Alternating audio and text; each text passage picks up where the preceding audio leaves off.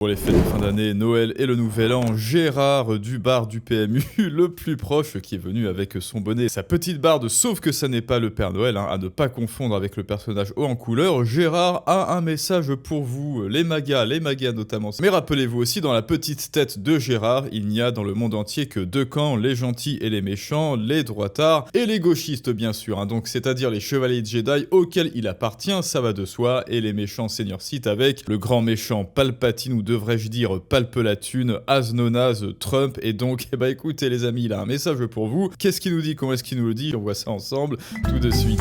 Allez Gérard du PMU, fais ton sketch. Alors foutu pour foutu, écoute, je vais le dire une fois pour toutes bien fort, pour que ça résonne jusqu'à l'aéroport de Washington.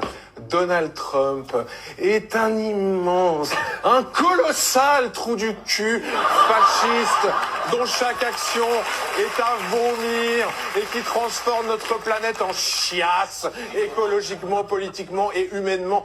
On le déteste.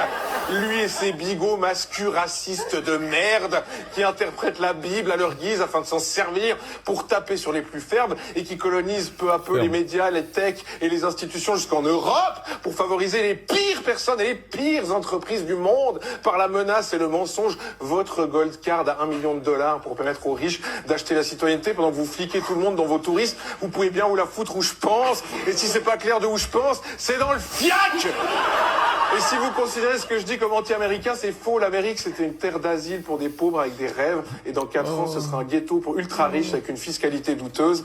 La magasphère, vous êtes le cancer de la démocratie. Et on vous emmerde. Oh!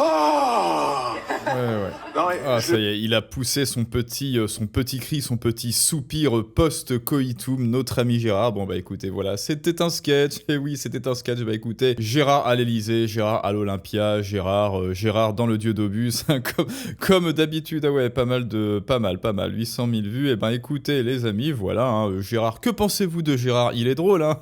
Mais oui, moi il m'a vraiment fait rire. Sauf que, écoutez, comme tous les bons gauchistes hystériques, il y a des faux fuyants, des jugements à l'emporte-pièce, il confond ses perceptions immédiates avec le réel, et surtout il vient avec son petit bonnet, et, alors c'est pas une attaque sur le physique, il vient avec son petit bonnet et sa petite barbe, et sans sourciller, il vous regarde droit dans les yeux et il vous dit voilà ce qu'est le réel, parce qu'il se trouve que je le détiens en bien meuble. Alors remettons et analysons le sketch de notre ami Yann Marquet, de son vrai nom, du petit sobriquet Gérard.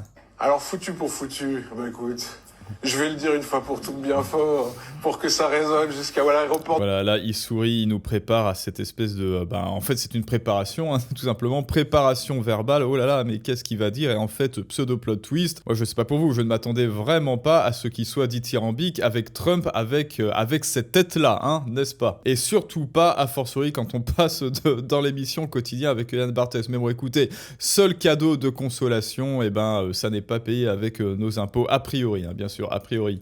Donald Trump est un immense, un colossal trou du cul fasciste dont Moi j'aurais mis une petite aposiopèse, mon ami Gérard, parce que là tu es un petit peu comme un éjaculateur précoce du sketch, un éjaculateur précoce oratoire, c'est-à-dire que tu ne sais pas retenir tes mots dans ta bouche et bien préparer ton public. Moi j'aurais fait déjà une sorte de gradation, une répétition avec 3 mots, et toi tu ne tiens même pas les 2 mots, déjà 2 mots, tu en fous plein partout.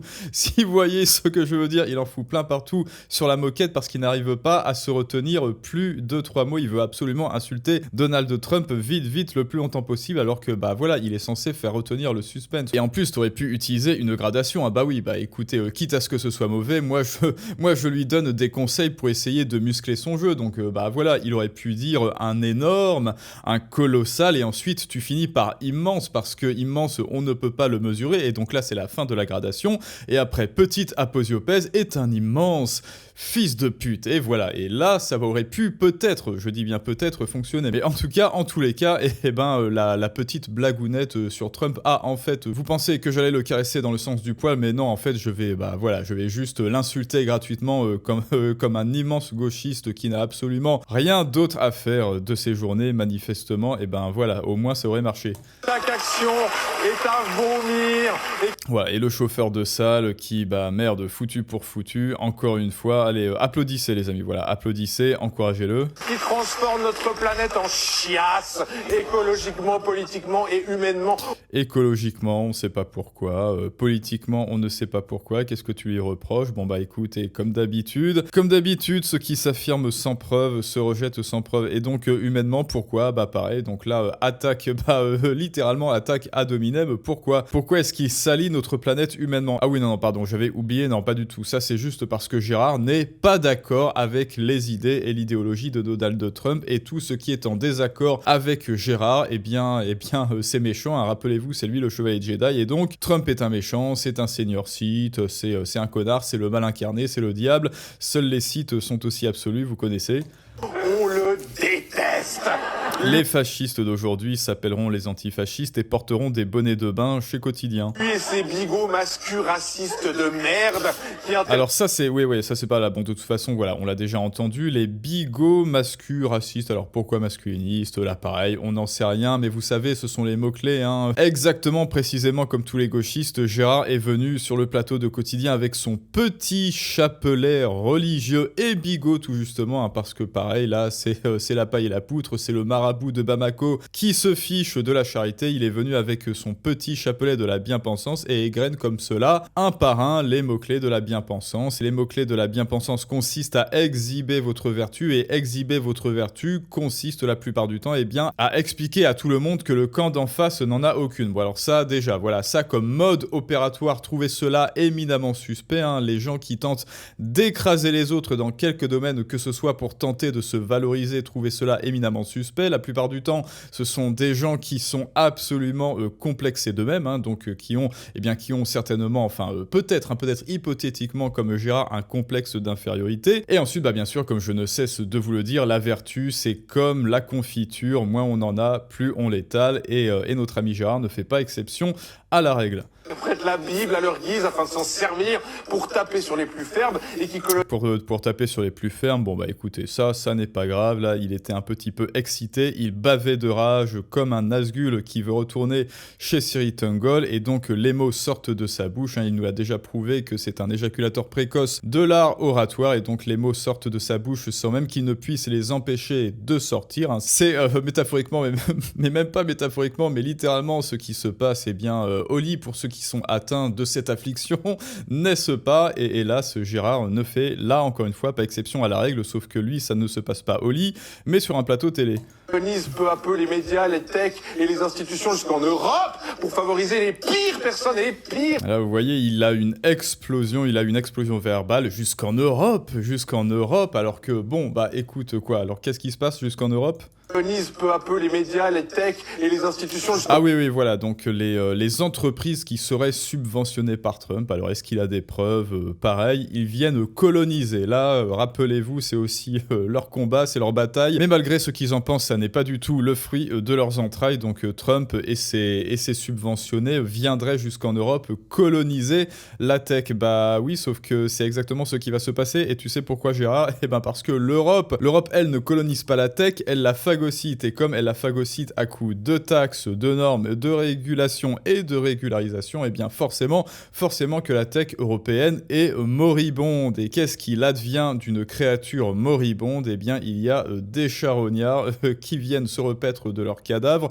ou alors il y a des investisseurs qui viennent reprendre la maison délabrée pour la rénover et la retaper à neuf et en toucher de gras dividendes, et ça s'appelle le marché tout simplement. Déjà, tu ne peux t'en prendre qu'à toi-même, Gérard, et à ceux pour qui tu as voté, hein, naturellement, mais aussi tu ne peux t'en prendre qu'aux régulations de von der Leyen et autres Macron. Les techs et les institutions jusqu'en Europe pour favoriser les pires personnes et les pires entreprises du monde. Valoriser les pires personnes et les pires entreprises du monde, hein. Toujours dans la nuance et dans la mesure, le Gérard, hein. Les pires personnes. Alors qui sont les pires personnes? Ah oui, pardon, il nous avait donné un indice juste avant. Les pires personnes du monde, ce sont les gens qui ne pensent pas comme lui. Donc là, pareil, déshumanisation, diabolisation, avilisation, parce que on emmerde Trump. Haha, regardez comme je suis un révolutionnaire, hein. C'est pour ça que je vous ai également dit un autre jour que la LFI, enfin que pour voter LFI, il faut un mode de pensée similaire, voire égal au mode de pensée des adolescents, bah, c'est-à-dire qu'en se rebellant contre l'autorité, on se sent exister. Bah, c'est exactement pareil pour Gérard, hein. Regardez, enfin, il fait son petit Che Guevara du dimanche de chez Quotidien avec son petit bonnet et il nous parle des pires personnes du monde, mais on ne sait toujours pas qui c'est exactement. Ah si, je sais, c'est celui qui subventionne ces spectacles. Par la menace et le mensonge, votre gold card La menace et le mensonge. Trouvez-vous que Gérard soit un être menaçant? à $1 million pour permettre aux riches d'acheter la citoyenneté pendant que vous fliquez tout le monde dans vos touristes. Bon, au moins il a tenu 50 secondes avant de, avant de dire le mot riche. Bon, c'est bien, c'est déjà bien, bah, sauf que là, pareil, Trump propose un service, il propose un produit parce qu'il sait que les États-Unis, c'est une entreprise comme une autre, une entreprise à l'échelle étatique, et donc il propose une gold card pour ceux qui peuvent se la permettre. Alors oui, c'est littéralement du high ticket, hein, c'est littéralement un service premium, et Gérard, qui naturellement ne peut pas se la payer, est en train de nous jeter son sel, de jeter son sel et son seum à la gueule de Trump. Ouin, je ne peux pas m'acheter la gold card. Et là, à quoi ça fait référence? Bien sûr à la fable des raisins trop mûrs de La Fontaine et d'Ésope. Gérard ne peut pas atteindre les raisins et donc il crache dessus, il crache par terre et il dit que les raisins sont trop mûrs. Vous pouvez bien vous la foutre où je pense, et si c'est pas clair de où je pense, c'est dans le fiac. Et si vous considérez... Voilà, là c'est l'humour, c'est de l'humour ordurier, parce qu'il rend là, devant nous, il verbalise ce qui est censé être suggestif et implicite, il le rend explicite, et ça fait une espèce de blague potache, sans vraiment réelle subtilité, mais bon, on est habitué maintenant, hein. Ce que je dis comme anti-américain, c'est faux. L'Amérique, c'était une terre d'asile pour des pauvres avec des rêves. Donc, d'après Gérard, les pères pèlerins qui allaient en Amérique à bord du Mayflower et tous les autres après eux, tous les puritains après eux, c'était que des pauvres qui avaient des rêves et qui allaient en Amérique. Bon, voilà, pareil, exagération, simplification à outrance du réel, sauf que Gérard, alors admettons, c'était des pauvres qui avaient des rêves, et ces pauvres, ils rêvaient de quoi? De devenir riches. Et oui, Gérard. Et dans 4 ans, ce sera un ghetto pour ultra riches avec une... Un ghetto pour ultra riches, ouais, mais la France, ce sera un ghetto pour ultra pauvres, donc choisis ton ghetto, Gérard. Fiscalité douteuse. Ah oui, une fiscalité douteuse, c'est-à-dire que pour Gérard, en dessous de 70% de fiscalité, c'est un paradis fiscal, hein. Pour rappel, les États-Unis, ils sont quand même vachement forts en termes de taxes également, hein. C'est pas du tout un paradis fiscal, les États-Unis. Alors oui, par rapport à la France, évidemment, mais bon, tout est paradis fiscal par rapport à la France. Mais en ce qui concerne les droits de succession et la redistribution et les services publics, etc., que ce soit au niveau étatique ou fédéral, les États-Unis sont pas mal non plus, hein. La magasphère, vous êtes le cancer de la démocratie. Voilà, toujours dans la subtilité, toujours dans la mesure et la nuance, Gérard. Et on vous emmerde. Oui, alors qui est on c'est un con, c'est surtout lui, mais bon voilà, il est responsable, hein, il est responsable de ce qu'il dit, Gérard, du haut de son grand âge.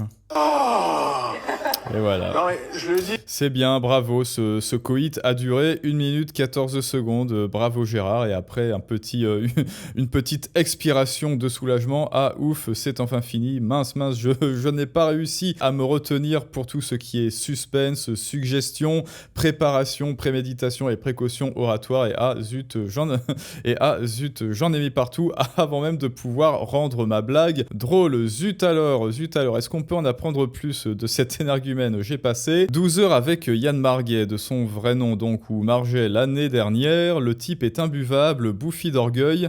Il a vapoté toute la journée dans un lieu public. Il est tellement accro à la clope et à l'alcool qu'il fume et boit de la bière pendant son spectacle, sans aucun lien avec la mise en scène. On reconnaît bien Gérard là, qui doit faire des sketchs via le PMU du coin. Écoutez, maintenant, vous le voyez, si vous ne savez pas vendre vos idées, si vous ne savez pas transmettre votre valeur, la valeur de vos idées, de votre domaine d'expertise, enfin bref, si vous ne savez pas parler de ce qui vous tient à cœur, vous le voyez une fois de plus, et bien d'autres le feront à votre place. Gérard du PMU le fera à votre place et il occupera le devant de la scène tel un petit amateur bruyant pendant que toi tu resteras un jour de plus ignoré dans l'ombre avec tes idées. Donc si ça n'est déjà fait, va voir la masterclass Les clés de la persuasion en description et en commentaire pour apprendre à vendre tes idées et à augmenter ton impact sur le monde. Abonnez-vous, partagez, rejoignez-nous sur Telegram et sur Patreon, et je vous dis à tous à très bientôt pour un prochain storytelling du monde moderne, mais ça, c'est une autre histoire.